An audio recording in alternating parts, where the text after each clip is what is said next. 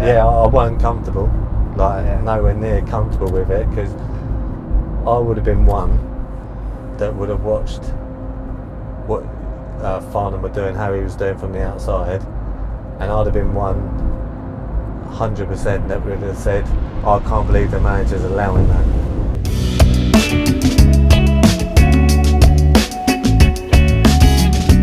Hello and welcome to another episode of the Game Day podcast. Today's episode is with manager of Farnham Town, Paul Johnson. He's going to talk about the amazing Invincible season, how he got into non-league, what he thought of Farnham before he joined, and also the players coming and going and his relationship with them. Please note this was recorded a while ago, but you should still enjoy it. Hello. Oh, here we go. Where's this guy? The boot. Go in the boat. How are we? Already? Yeah. This was well looked after before you had it. No, I was just sat in a garage. No. Don't tell me that's a cat crate. No, it's not. It's even better. It's a little basket, Citron branded, and it's like a shopping basket for old grannies. You can bring it out and it like pulls up and you can take it around and sit. There's got to be something better out there for you in the house. Yeah, I'd say yes, yeah. Sorry, I get excited about it. Yeah, it's fine, mate. It's fine. Alright. Yeah, let's do it. Let's go. Alrighty. Right. In the dream machine. Dream machine. There is a little armrest for you. Yeah, it's nice. Yeah. Oh yeah, I forgot you said you had one of these. Picasso. Is this Picasso? Yeah, Picasso C4. Yeah. Many moons ago. Comfy, aren't they? Yeah, real. Considering what I was driving before. Yeah. How was your day? It was alright, mate. Yeah, it was alright. It's quite busy actually. Alright. A lot of moving around, getting things in order. Oh. So yeah, positive day. Very Hopefully good. for a positive night. Yeah. How much do you kind of think about football at work? At work, our football or just football in general? Well, yeah, football in general. Football in general, quite a lot. Yeah. Yeah, quite a lot. It's most of my time. And then what about Farnham football? Yeah, takes Just also. a lot more. Yeah, a lot of time. I guess it's probably good that you work with a gym. Yeah, just scouring everything really. Non-league, always looking. Yeah. Where do you look for non-league stuff? All over. Is it mainly on like Twitter or? Yeah, Twitter, websites. Obviously, football web pages gives you a lot of information. Then, just generally browsing the internet and seeing what I like and don't like. Because like when players kind of come and go from clubs, you must like. I mean, the only way that I see that is through Twitter. Do you have like people contacting you throughout the day saying? Yeah, get a lot through Twitter, emails, and then obviously phone calls, word of mouth. Yeah. But yeah, Twitter. I like Twitter just for when players move on. You know, like Joel the other day goes and scores for Bracknell. Always keep an eye on what players do. You know, see if it works from elsewhere, which is always nice when it does. Yeah. Well, it looks like me on a away game. Poor guy. He's got the kit, he's got the Taking balls, everything, he's got the cones. Pick Nath up on the way. When like players move on, did you expect those players to move on So quick? Yeah. No, not really. You want it to work, but it's difficult. It's difficult because we're in a club, you know, where we had long enough in pre-season. I know some of it you got to get fit, but you maybe wanted to see a bit more, and you sort of need to hit the ground running. Yeah. With what we want to achieve, and it's difficult because you know it doesn't always work, which is shown. But you look at the other side to it. You know, Sam's come in, and it's like he's been with us for a year. He knows it straight away. Where others it took a little bit longer, which we couldn't really afford to wait. So yeah, it's tough. The ambition to go up again this year is that something that's a bit of pressure on you? I mean, I guess you've always had that coming into the club, but yeah, I think it put pressure on yourself as well. You know, that's why we do it. And when we sign the players and the players that are at the club, you know, they want to win, and you want that pressure. You know, I don't think there's nothing like really worse in sport than turning up just to compete. You know, you always want to win, and we always want to be at the top. And it comes with pressure from above, but it's good pressure.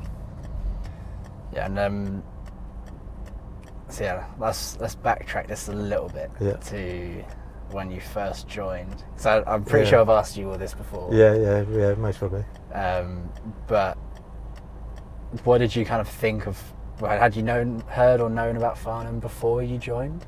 Yeah, I've come up against them a couple of times, like years before. You know, at Spelthorne Sports when I sort of stopped playing football. And then I've been to watch a couple of games, possibly in that maybe that pre-season. All right. Because I was obviously local, and they had a couple of teams in our league, like Basingstoke, I think was one of them. So I come down to have a watch. So I knew about the club, and obviously knew what was going on. But yeah, it was a strange time when it came about. Yeah, because you were. Well, according to Jim, you guys were thinking of taking a break and not just kind of coming out of management for a while. It was a strange time in the fact that we done like 8 years, I think, at Bedfont it was, and we had a real good time there. But it was a real funny summer because we had such a good season. Season 4, we lost in the playoffs, which was never on the cards to even get in like the top 10, let alone the playoffs. And then we done so well, and the boys we had had great seasons, and they all got a move higher up the pyramid and for more money, and you couldn't hold them back from doing it. So we had to start again. And there's a lot of talk about me going in the summer anyway to various other clubs. Which was never the case, and then it just come about. I think just before I left, I think we played Tooting away, and I got a phone call from another chairman saying that our chairman had said come and get him. And I thought it was a really strange thing to do, and I thought, you know, my time's up. I'll make the call myself, and we carried on the week. I already knew I was going at the Tooting game, but I just wanted to take the Tooting game as our last game and, you know, say see you later to the boys. Yeah. And then that was it. We parted company after the Tooting game. A message went out from Bedfont, which was nice. And then the phone went crazy. But we was going to take a break. I'd got the season tickets at QPR, and ready to go there and just watch some football and not have like the stress of like chasing players, etc. Instead, you have the stress of watching QPR. Yeah, watching QPR would be rubbish. But no, I think Paul rang us a few times and wanted to meet, and I was quite adamant that I was taking a break from it, and then he was quite persuasive, and then met him and Harry on a Monday, I think it was, and they wanted to meet again on the Wednesday, and it was promising. I liked everything they were doing at the club, but just at the same time I still just wanted the break from football. Yeah.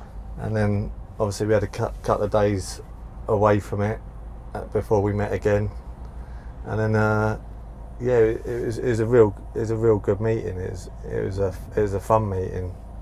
And so you guys met in a pub, didn't you? We met in a pub previously, yeah. Then we met down the club, and it was one that, in the moment, is like, you know, in non-league football, there's so many, to be disrespectful to anyone, but there's so many that just go by week and want to stay in the league, or just are there because they've been there for years. And this was like a project that doesn't really come around often.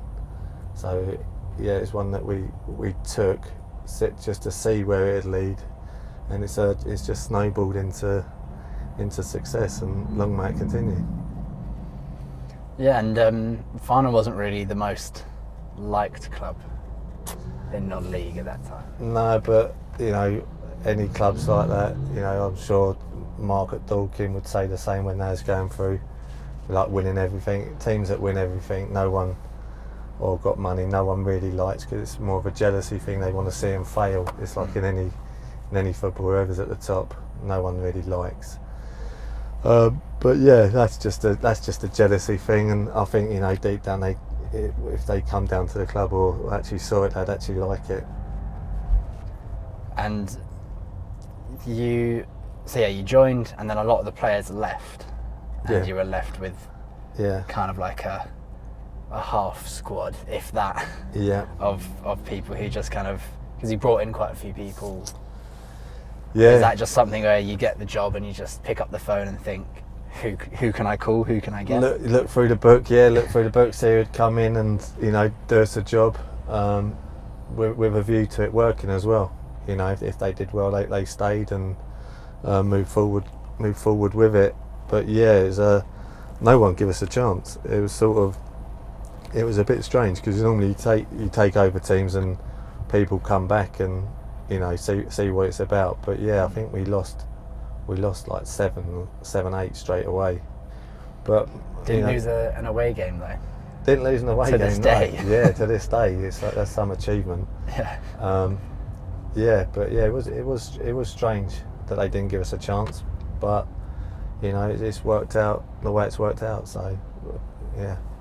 And you've been a player manager back in the day.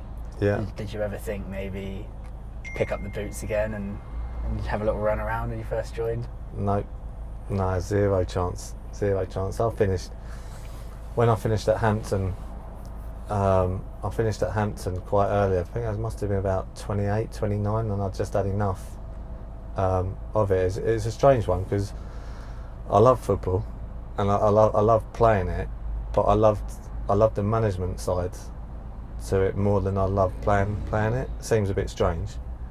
Yeah. Because everyone says, "Oh, when you retire, you know, you wish you could still play," and I don't miss playing at all.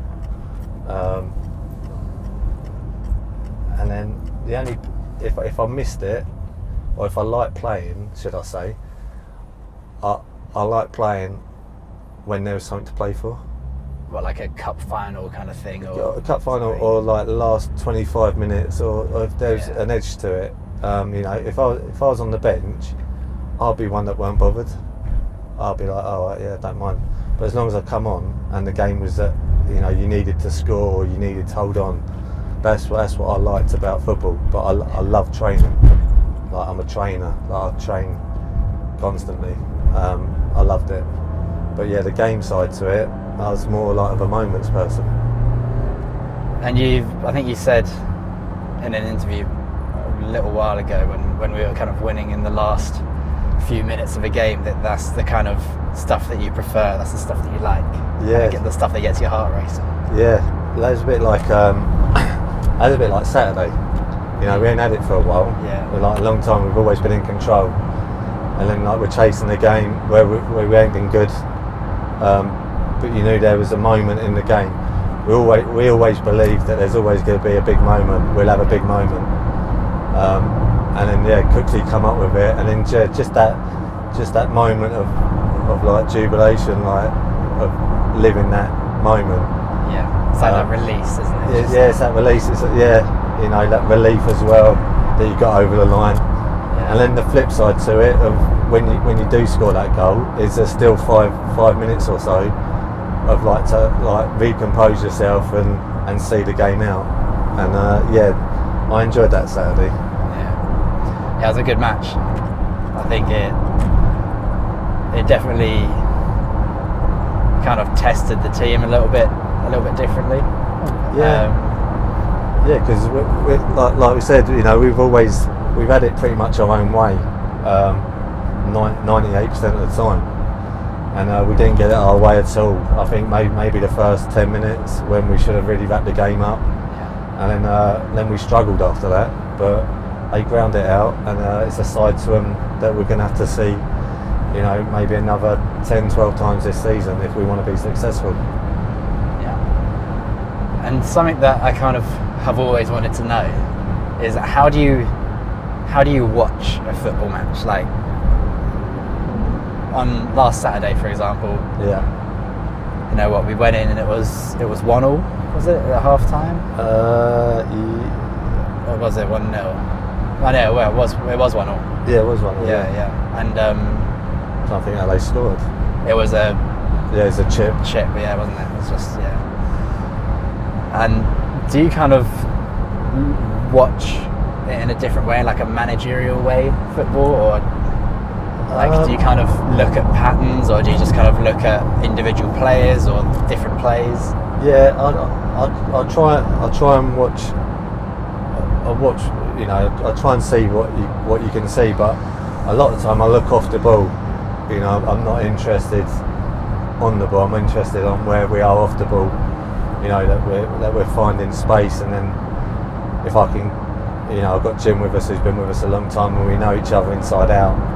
That he can watch certain parts of it, and then I can see other things. If we can work the ball into a certain area, but without looking at the ball, I know where everyone is off the ball, or how hard we work off the ball. Like I said, I think at half time on Saturday, I thought to me it was considerably noticeable that our recovery runs, and with our trackers and the way we monitor people, that we was miles off what we've been doing. And then when we got the data on Sunday night off Givo, we was miles off it in the first half, and you could just feel it, you could see it from what the boys had done. So yeah, when I'm managing, I tend to watch off the ball more than like watching the ball. Yeah. So you don't see it from like a bird's eye view FIFA management style where it's all circles and arrows. Yeah, that is a good view. That is a good view. But no, yeah, you're seeing it in the moment, and you got to go with it. If it works, you look good. If it don't work, it's Jim's fault. Do you play kind of like Football Manager and games like that? I used to be obsessed with Football Manager, but it's just got way too technical now. Yeah. You know, to play a game, it's like a full week, isn't it? Yeah. You got to go through so much, and I don't have the time. Fair enough. But yeah, I was a big Football Manager. You definitely tried to get QPR back in the Premier League. Yeah, I didn't used to go to bed till like 3 o'clock in the morning. Always one more game. One more game. But yeah, they were the days. How did you first get into non-league? I was at Wickham as a scholar, and I did well. I was doing well there, and it is just, that was a bit weird because I did well, and I was offered a new contract, like a pro contract, like on a Friday I think it was, and then come back in on the Monday, and it got taken away, like the finances weren't there, and yeah, that was it really. And then I had a friend at Wickham who knew someone who was at Hendon, I think it was at the time, which would be like the old Ryman Prem, but back then, so that'd be the equivalent of the Conference South. All right. And yeah, they had a friend at Hendon, and they sent me down there, and I went down there. I had a trial game at Boreham Wood, and everything went for me that day in the trial game. Like I'd just like literally everything, and they got a free kick. It must have been about 35 yards out, and someone was going to take it, and then they said, "I'll go and take the free kick," and I literally put it in the stanch. It like got stuck in the stanch, and he bought me off straight away after that, and they put like a 2-year contract like under my nose straight away to sign. Wow. And yeah, so I went to Hendon, and that was a like real wake up call, because it's a bit different now, like non-league football. Back then, like they were like big physical men, like, and you got volleyed like all over the place. Like you come off the pitch and like just ice packs all over you. And that's my route into non-league football. Damn. Yeah. What position did you play? I was a left back.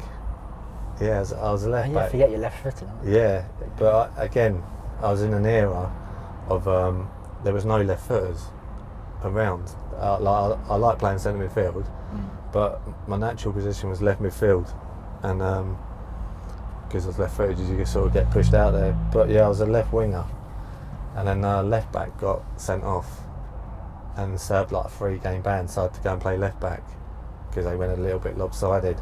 Yeah. And I did really well there, and the manager liked me at left back, and then I just stayed there. Stayed at left back until like 4 or 5 years into like non-league, and then I got a chance in centre midfield where I wanted to play, and yeah, I stayed there ever since. Nice. Yeah, strange. Yeah, that is weird. Yeah, all because someone got sent off, I'd end up being a left back. It's funny how it kind of all pieces Pans out. together. Really. Yeah, because I was quite quick, but I was small. I got released from QPR for being too small. Oh, were you at QPR? Yeah, as a schoolboy, Yeah. I was at QPR. Yeah, but yeah, too small. I guess that's kind of similar to what Pat said when he was in like the academy. And he looked at him and said that he's going to be too small. Yeah, But again, it's all changed, isn't it, with like data and stuff they can get. You know, I was 13 at the time, I think, so I was bound to be small, which was a bit strange.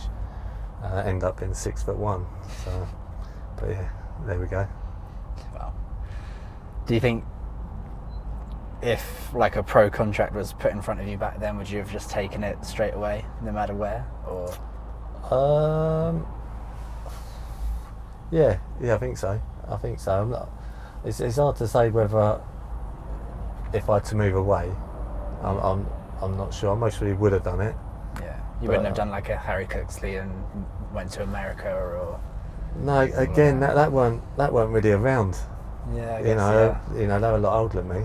I'm 42 now, so yeah, that weren't really an option back then. It was football was better back in my day, like I say, my day. But it's all changed with academies and scholarships now. You know, when I was coming through, you played like 15s, 16s was youth team football, and then you went into the reserves, and then it was first team, and then the reserve football was whoever didn't play in the first team on the Saturday. Like your game would be on a Wednesday, so it'd be like 6 first team players plus made up with youth team players. So you learn like your trade, like playing with like seasoned pros and against seasoned pros, rather than playing 23 football, like 21s, 23s against your own age until you're 25. It's not really for me. So how many different clubs did you play for, like, until you kind of went into management? I started at Hendon, had a couple of years at Hendon, and then I moved to Stainstown. And then that was I liked Staines. Staines was good. I liked Staines, but it was weird because I was on contract at Staines, and the manager was good, Ken Ballard. And then obviously contract got renewed, but then he got sacked, and it's a weird story. I won't mention names, but it was a weird story because when I left Wickham, there's a manager that tried to sign me when I left. It was like Hampton, I think, maybe at the time, and I said no. I went to Hendon, and then he left and went to, like, I can't remember, Aylesbury, somewhere like that, out that way. And when I was at Hendon, again I was on contract, and then he tried to get me on loan, and I turned him down again. And then I just signed a contract at Staines, and then he got the job, and he never played me. Oh no! Never played me. What, for 2 years, or did you? No, I was just. It's like for a few months. All right. Yeah, it's really weird. Like, I'd have to turn up to games, and then like he'd have 14 or whatever it was, 3 subs in there back then, and he just wouldn't include me. He'd put like a youth team player in the squad, wasn't he? So he held a grudge. Yeah. Wow. And then eventually turned up just one training session, and just because he's like, I'll just run around the outside of the pitch, and I just said, this ain't really going anywhere, can I go? And then he eventually let us go. I had a few mates at Ashford. That's where I met Jim. Yeah, I was going to say, because you played with Jim before you started doing managing? Yeah. So yeah, that's when I met Jim at Ashford. I knew Jim previous through like school football, but only like through name. And then we met at Ashford, played together for a little bit at Ashford. What was your first impression of him? It's like trying to remember back then, but because I knew of him, there was a couple. There was him, a bloke called Ross Davidson, who was like a sort of an ex-pro. Like they were standouts.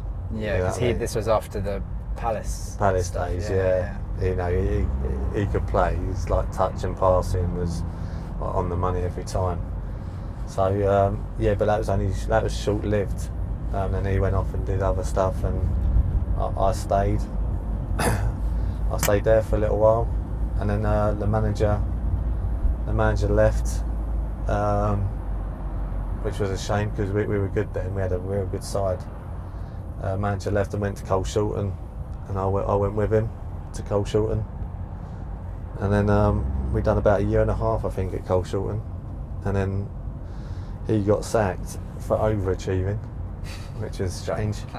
Yeah, which was strange. And then Hampton come in for me, and that's I played at Hampton for a year and a half or so, 2 years maybe, and then sort of called it a day. And my mates played at Spelthorne Sports, and I said once I finished like sort of playing at a fairly decent level, I'll go and play with them. And I just had enough one day. I was sitting on coaches and called it a day. Went down Spelthorne to play, and ended up taking over as manager. How did that kind of happen? Was it just like a fall into your lap? Do you want it, or did you have to fight for it? No, it sort of fall into my lap. I think I went down there because my best mate was down there, and then it was a bit strange. They didn't really have enough players, and I'd sort of put in a few players that I knew or managers that I knew, and then they sort of said, "Do you want it? Like, you know, you're more equipped with who you know." And I thought, yeah, I'll give it a go. And I was in Division 1, Combined Counties Division 1. And first season, we won the league without losing a game. All right. Yeah. So you've done it twice. Twice. So we had an unbelievable season. I think we won the league, 3 cups, and we lost in 2 finals, which was to Hamworth Villa, in both of them as well in the same week. Damn. Yeah, so it would have been a clean sweep. Yeah. And then from there, combined in the Prem, in the Combined Counties, had a good year. I think we finished like 5th or 6th. But you know, back then at Spelthorne, because it was a sports club, they didn't pay any money. You had to pay like a membership fee, like 25 quid signing on fee. You had to pay to play. You had to pay to play. Oh, that must have been tough to get people down. So, yeah, to buy into that. Yeah, that was tough.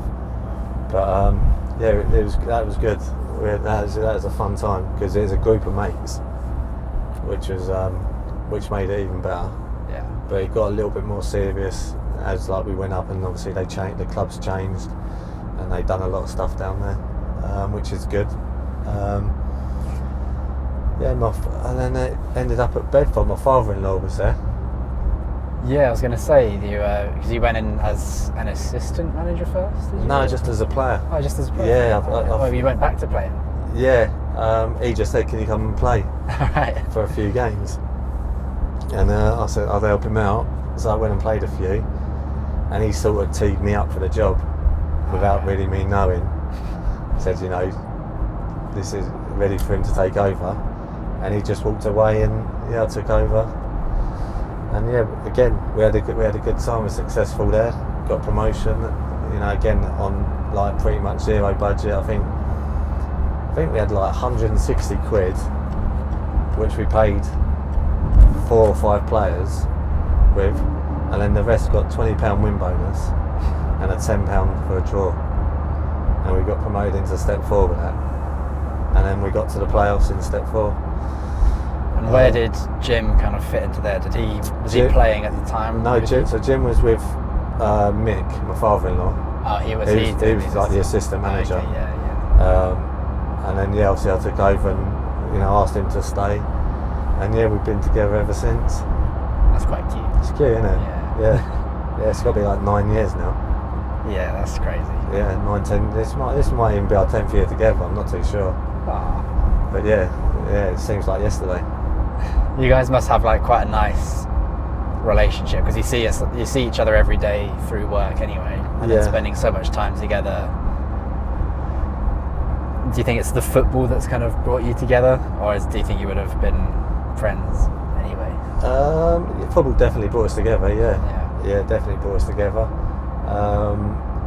Yes, it's a good relationship. It's a funny one. We sort of know when to leave each other, or when he's had enough, or you just sort of go away and leave it for a few days or whatever it may be, and then you move on and it's forgotten about.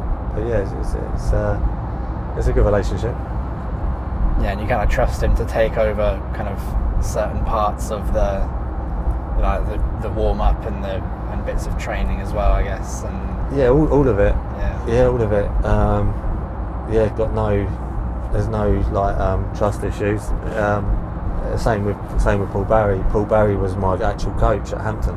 Oh, right. Yeah, so we got a relationship as well. But yeah, they know. I think they know me inside out. I know them inside out. And if they've got an opinion, they'll voice it. And a lot of time it'll be listened to. I'm not one that just goes with what I think. Yeah. Otherwise, there's just no point having them. So we go with what we think's best. Yeah, because I think you're quite a hard person to get to know. Like when I first met you, I was like, oh my god, he hates me. Wind me up here, Els. No, like I was like, because when I first met you, because your humour's quite dry in the sense of that, I think one of the first things you said to me when I had the camera, and I was like, pretty sure you just said fuck off to me, and I was there just like, oh my god, yeah, no. I'm sorry. Yeah, I'm quiet, like unless you know me. Yeah. You know what I mean? I'm reserved, but yeah, if you know me, I'm not. I don't give much out. I don't let my guard down. But you are nice once you get to know nice, you. Yeah. It's not. Yeah. I didn't mean that as in like a not nice. Yeah, no, yeah. I just kind of had to kind of. But I suppose in the position I'm in, as a manager, you either liked or not liked. Yeah. You get rid of someone, they don't like you.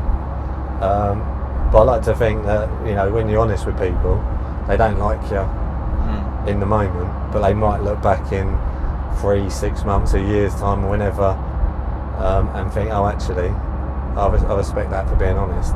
Yeah. But And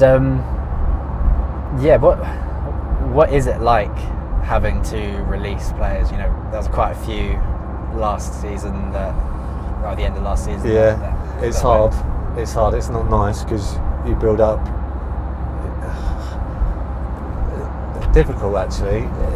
Go back on that. It's difficult because in the early days of like Bedfont and stuff like that, where we had no money, you had to be more of a mate than a boss, because you felt like they're doing you a favour. Yeah. So you had to navigate around it a lot better, but become good friends with a lot of people. Where tides have changed a little bit here, where obviously we're financially well backed and the players are better paid, and it's more of a job, and so you've got to balance. They're there to do a job, but at the same time you want to be their mate and get on with them. So you're trying to draw a line between that is hard. It's definitely hard, but it's one that's got to be done. Yeah. I mean, from kind of looking in, it kind of looks like Jim kind of has the kind of more closer personal relationship with some of the players, and then you kind of have like that kind of step up as like the manager, and like you're still close to them, but definitely you've got that kind of a little bit more say.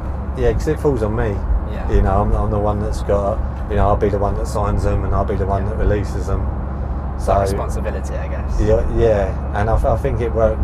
The relationship me and Jim have, I think that's like a perfect combination where he can be more close with them, and they may let him into more than they would with me, and they may feel a bit more comfortable talking to Jim than they would with me. But yeah, it's difficult, especially like last year releasing.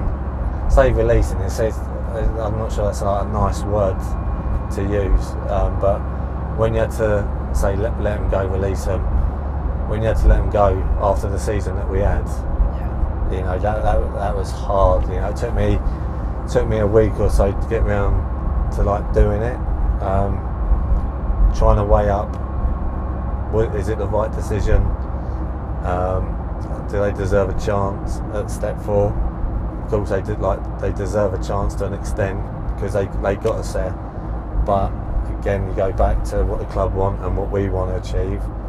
And when you look back at the games and you look back at stats and stuff, you know, it just didn't add up. You know, I've known Charlie Chazza for a long time, had him for a long time, but he's also left me at times in football, and there's no hard feelings with it.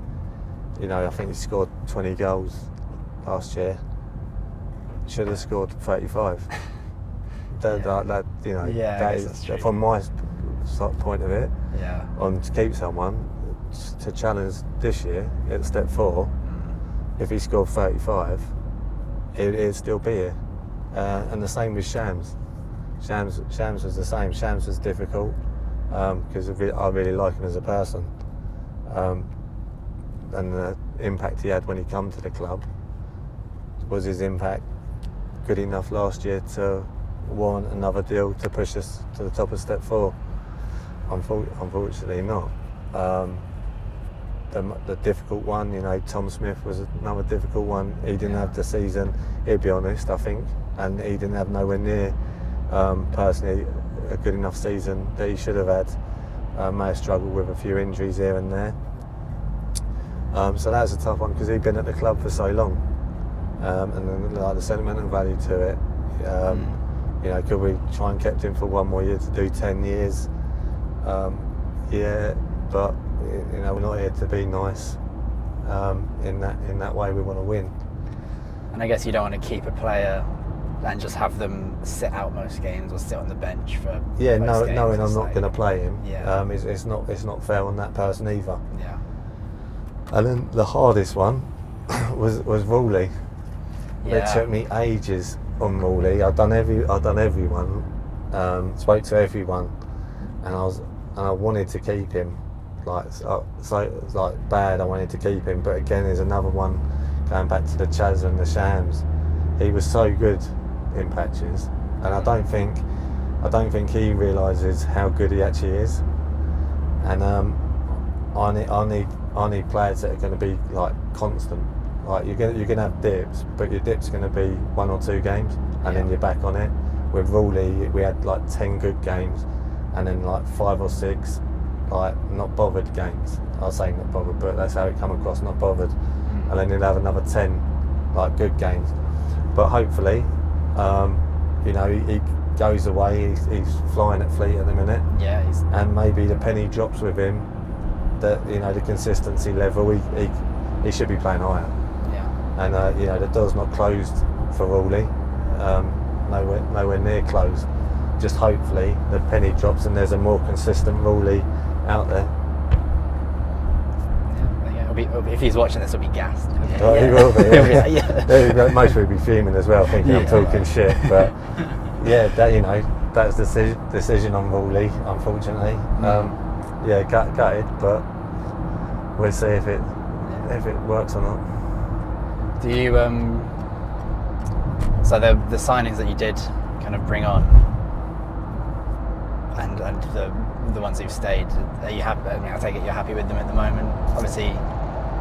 Yeah. So, you know, gutted that didn't work out. Mars was just unfortunate. Yeah. You know, that was just bad timing.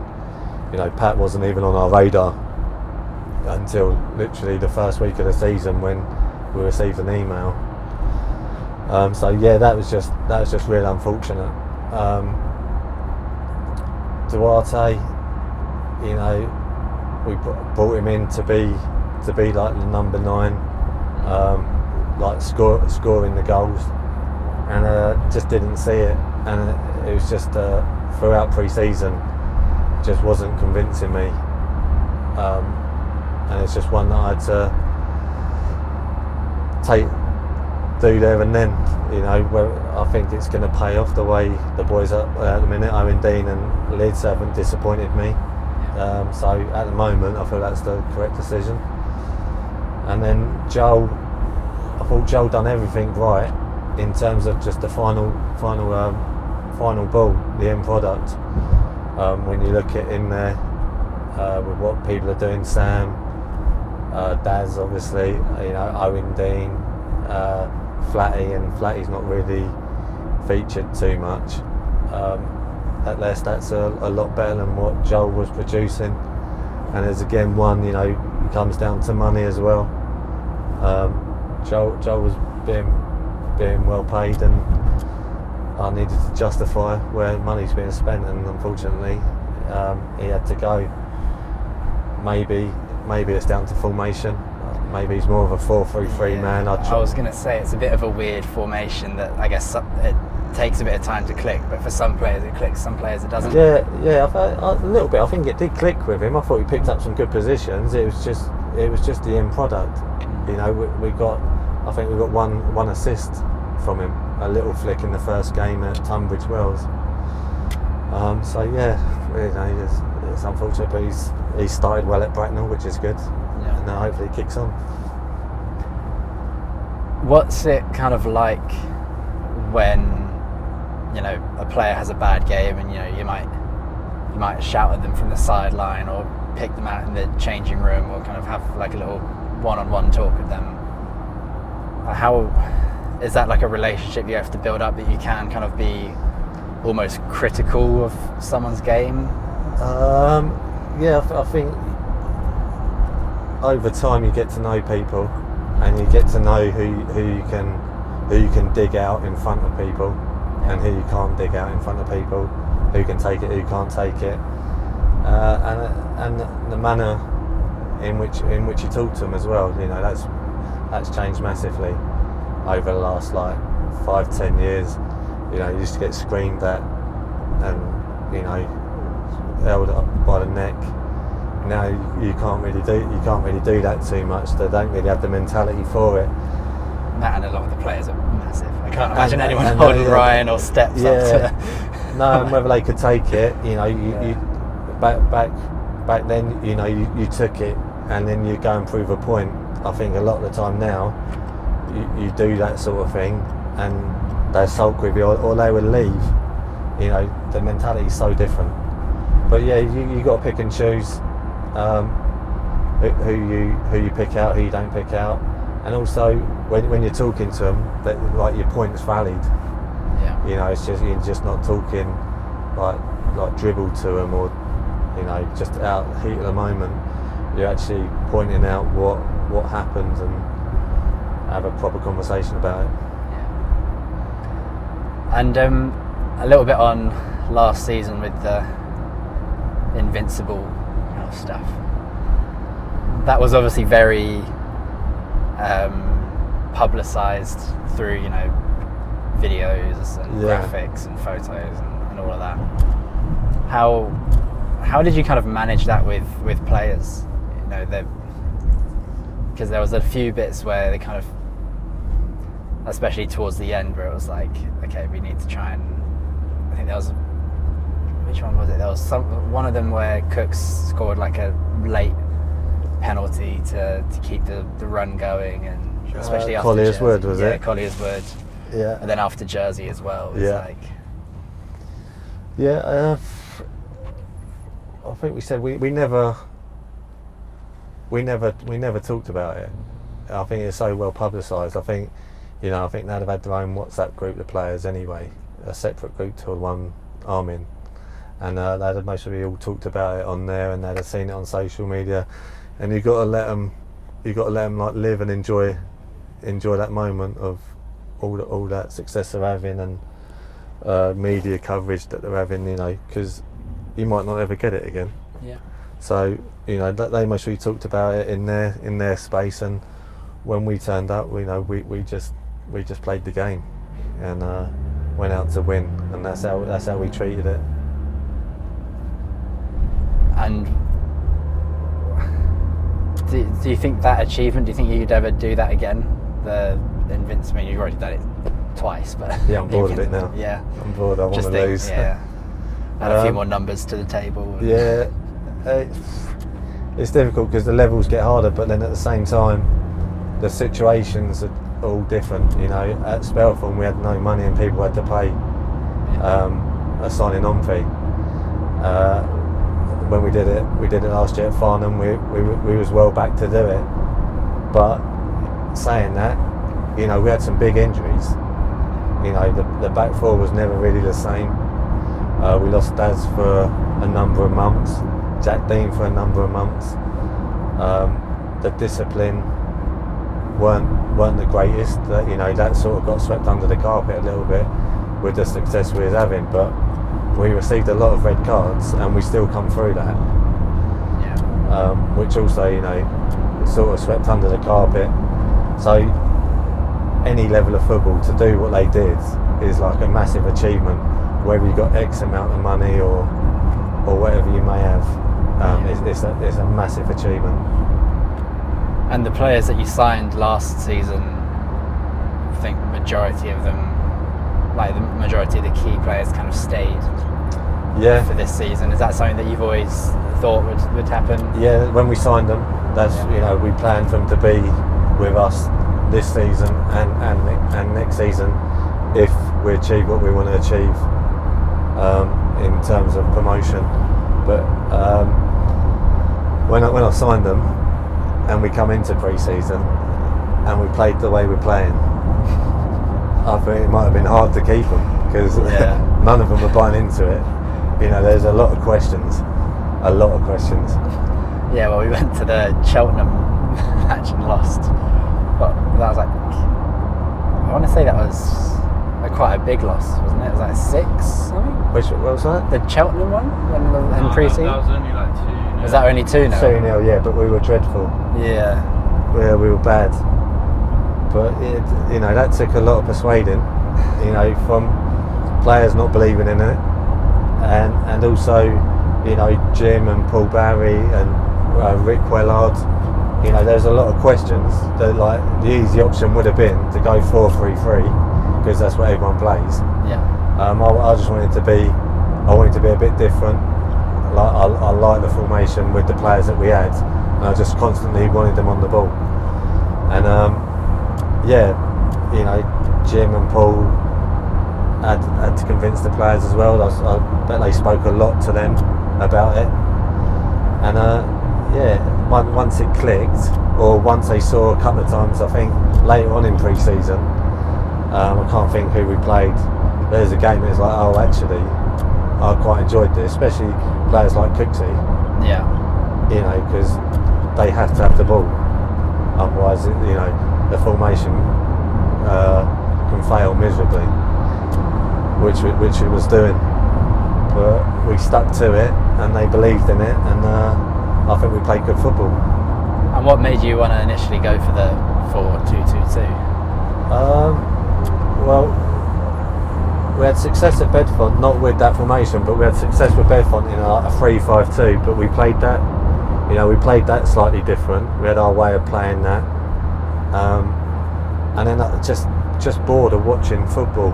Like, everyone was 4-3-3, whatever sort of Guardiola did or whatever the top teams are doing. It's like sort of follow suit. Yeah. And it's it's still the same in terms of following suit. I just wanted something different, and I like two up top.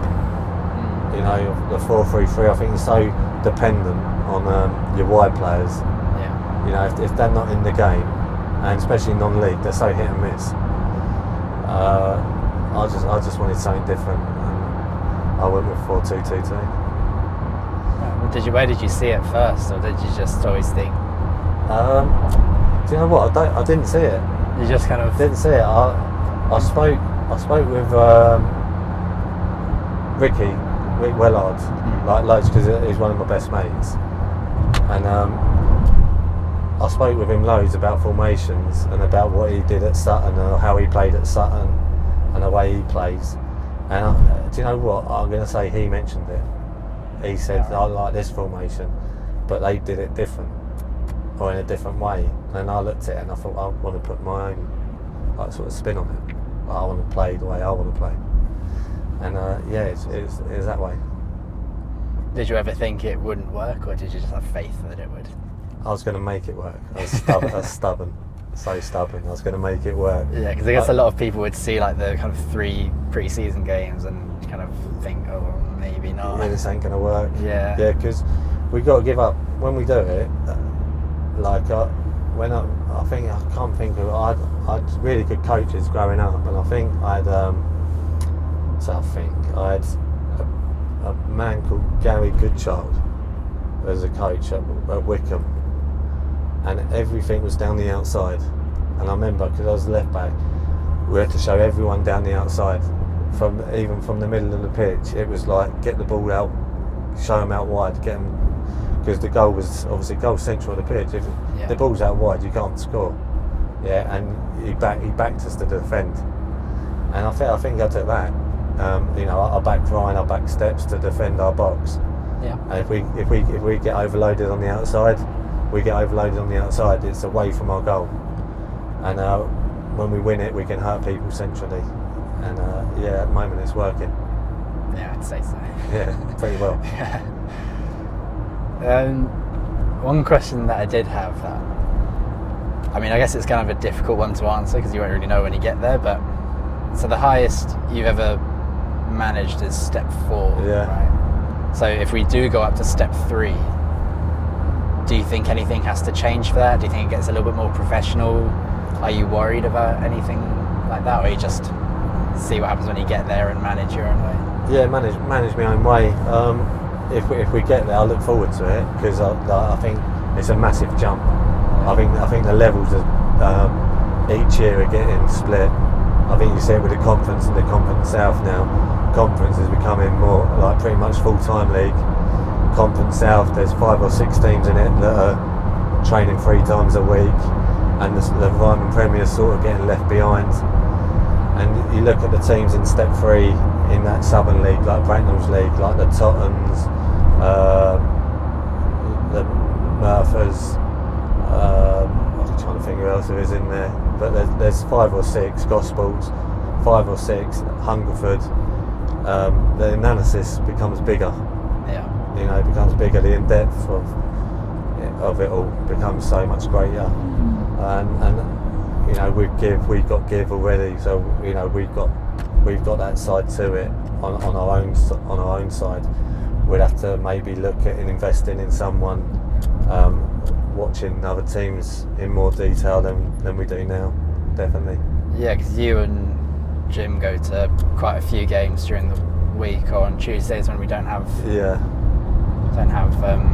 games on. But how do you kind of break down someone like another team's attack or their team as a? Yeah, it's difficult though. Like when you're trying to find someone you trust, then going to watch a game to when you see it yourself. That's why we go to so many, because when you visually see it yourself, you know. I know straight away in my own head. I see it in my own head. I may not be able to describe it in the right way, but I know from watching it myself where we'd hurt them. When you first arrived, and there I was with my little camera. Yeah. Did you think, oh God, here we go. Everything that I'm going to be doing is being filmed. You don't really get a moment of peace on a match day. Really, there's always going to be a camera pointed at you in the changing rooms, on the sideline, before the match. Is that something that you had to kind of deal with and get over, or you're still not over it? No, I'm over it. I'm over it now. Yeah, I wasn't comfortable, nowhere near comfortable with it, because I would have been one that would have watched what Farnham were doing, how he was doing from the outside. And I'd have been 100% that would have said, I can't believe the manager's allowing that. Yeah. 100% I would have said that. Said I would never have had that in the changing room or thingy. But that'd just be stuck in the mud. You know what I mean? You've got to move forward with what's going on and what's current. And this is happening more and more. And in 5 years' time, this would just be the norm for like pretty much most clubs, I would have thought. I guess I always kind of thought about it as like, eventually when you stop managing and you retire from the kind of non-league world, that you'll be able to kind of look back and kind of think, that was quite cool. Look at this. Look at the run that we went on. Look at this situation and that. And to have it. There's our gym there.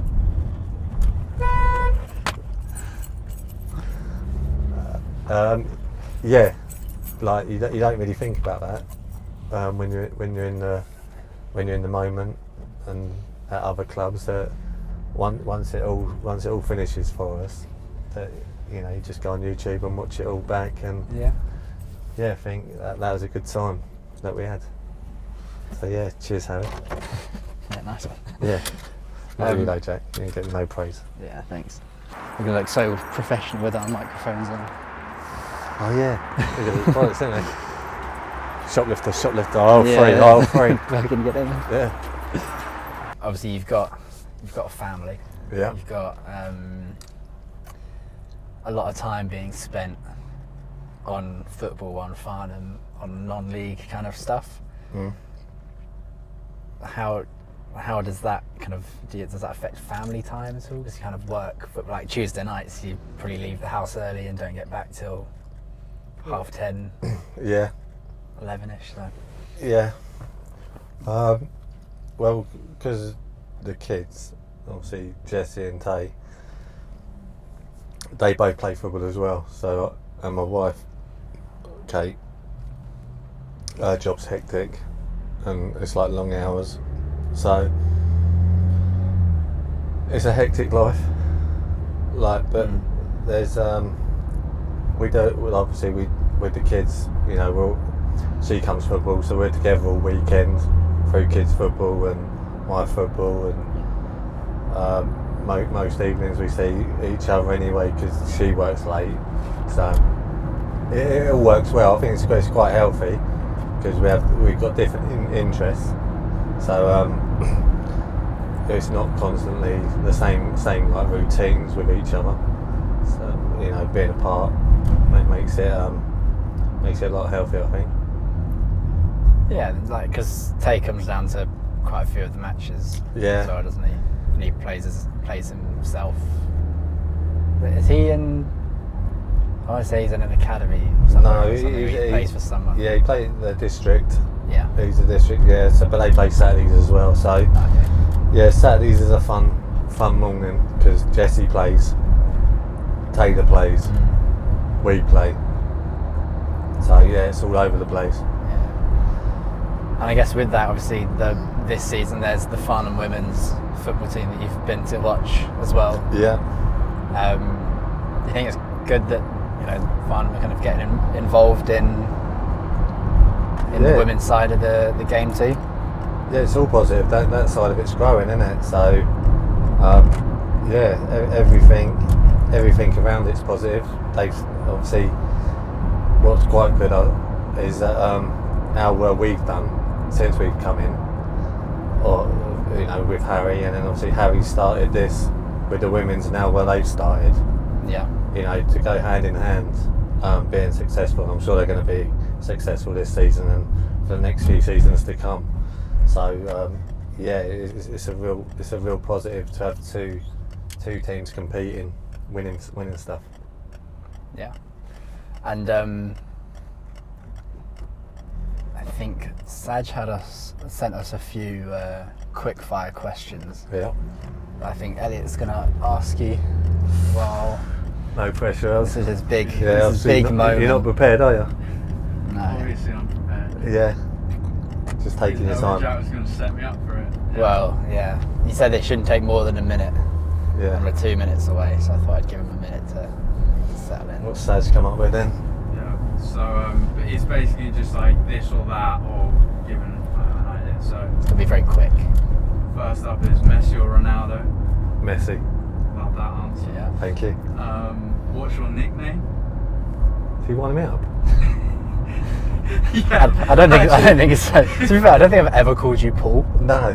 Yeah. Yeah, It's not Paul. It's pretty Yeah. obvious. Isn't it? Yeah. But what's your Monday to Friday job? I mean, Transport. what team do you support? I mean, we covered that. QPR. Would you rather England win the World Cup or QPR win the Champions League? QPR win the Champions League. Fair enough. Unfortunately, that'll never happen. Sorry. I can feel you staring at me. Idiot. There are a couple of random ones. You're not answering these questions. Yeah, exactly. If you had one superpower, what would it be? Oh, one superpower. Invisible. Fair enough. Last book or film you watched or read? Last film I watched was The Fan. Haven't seen it. I ain't seen it. No. Old film. Okay. Yeah, Robert De Niro and Wesley Snipes. You into your films? Yeah, I do like films, yeah. Thrillers, I like thrillers. Oh yeah, nice, yeah. Big fan of thrillers. One item you can't live without. One item I can't live without. TV remote. That's actually a good one. Remote. Just a remote, yeah. What's one thing on your bucket list? Go to watch Buffalo Bills American football. Oh nice. Beach holiday or city break? Oh, difficult one that. I hate sand. Pebble Beach? Those beach. Go beach. Yeah. Anywhere specific? No. Anywhere nice. Yeah. Favourite food? Favourite food, pizza. Pizza, nice. Yeah. Favourite place? Loftus Road. Nice one. Which actor would you have play you in the movie?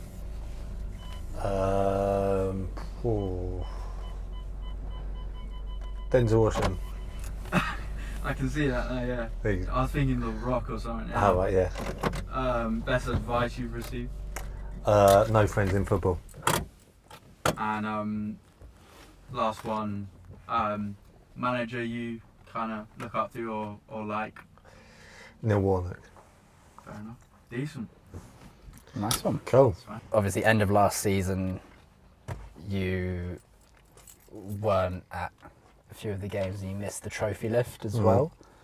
How was that kind of watching from the outside? Honestly, most of it didn't really care. I was so ill. It weren't. Yeah. It weren't really. I wanted it to happen because they talked about maybe postponing it, but the Saturday the boys had to do it on a Saturday because they didn't want it on a weekday, and I relayed it back that I wanted the boys to do it on a Saturday because they deserved a Saturday rather than like a midweek where they can Saturday then go out in town and celebrate what they achieved. Yeah. But yeah, I wasn't really in the best of like health to be worrying about a trophy lift. Fair enough. Well, thank you very much. Nice one, cheers. Cool. Top man, cheers, Els.